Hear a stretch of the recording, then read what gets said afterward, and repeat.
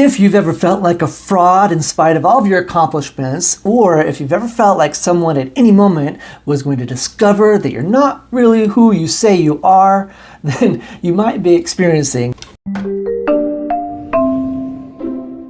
Alright, welcome back. My name is Jed Thorpe, licensed therapist, and you've made it to the Jed Said Therapy channel, where a little awareness goes a long way. I'm glad you're here. Before we continue, be sure to push that subscribe button, the follow button, push all the buttons, and if this is your first time here at this channel, welcome. I'm glad you're here. You're going to learn something today that you've not learned before and that not a lot of other people are talking about. I look at online and social media and people talking about this imposter syndrome, which is what this is called when you feel like a fake. And I don't really like what they're doing. They're almost feeding into this idea that it's a thing by giving it a name and a label. By the end of this video, you're not even going to like the term, and you're definitely not going to associate it with what you're feeling now, which is good. First and foremost, though, let's figure out where this came from. Remember, this is a coined term way back in the 1970s, late 1970s, like what, 1978, by two females that were in a graduate program that would later become doctors in the field of psychology. The first one's named Pauline Clance, and the other one is named Suzanne Imes.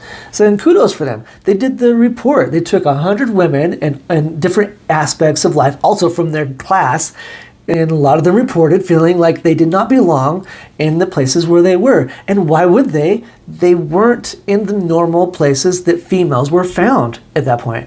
Back in 1978, females ran the house and males were not in the house at all. So for females, it would feel weird. It would feel like they didn't belong, like at any moment someone was discovered that they're female and kick them out, because that wasn't a role that was the custom.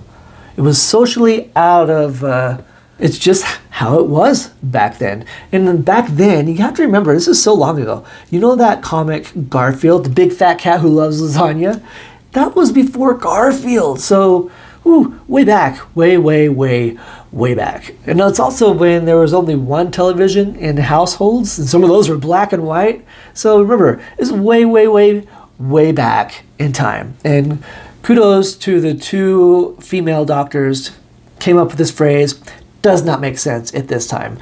Now, with females being on the same level as males, and often, this is what people don't like to hear, getting ahead of the males. So it doesn't, this imposter syndrome doesn't hold water. At this point, you have to correlate imposter syndrome with just feeling insecure. And that's normal. Anytime anyone's going from one role to another, you are going to feel insecure. If you've ever had a child, you probably felt insecure when you all of a sudden were a parent. And while you're walking out of the hospital, you're like, at any moment, they're going to let me just walk out with this kid? Is this happening right now? This should not be happening. So, not imposter syndrome, because you are the parent. You're just feeling really insecure about your new role in life. So as you take this forward, I'm not going to feed into this imposter syndrome where, list all the attributes of anxious, high stress, burnout, all those things. The idea that you're an imposter does not make sense. Imposters are people who aren't who they say they are. Not people who don't feel like they are who they say they are. They're not being an imposter to them.